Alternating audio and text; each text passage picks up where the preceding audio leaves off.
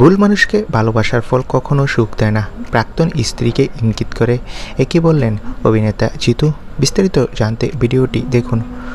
সম্প্রতি অভিনেতা জিতু কমল একটা ফেসবুক পোস্ট দেন। অভিনেতা লেখেন, তুমি ভেবেছিলে একদিন বদলে যাবে সব, তারা বুঝবে তুমি কি চেয়েছিলে, কিন্তু না।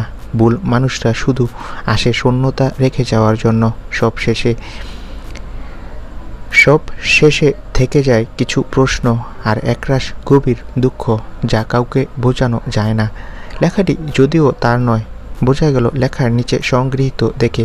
তবু জিতুর এমন পোস্টের সাথে তার ব্যক্তিগত জীবন অনেকটাই মিল রয়েছে।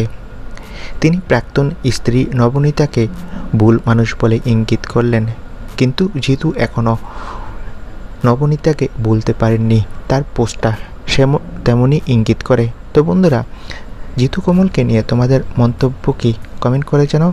আর টেলিপাড়ার সব লেটেস্ট আপডেট পেতে আমাদের চ্যানেলটি সাবস্ক্রাইব করে পাশে থাকা বেল আইকনটি বাজিয়ে রাখো। ভিডিওটি দেখার জন্য তোমাদের সকলকে অসংখ্য ধন্যবাদ।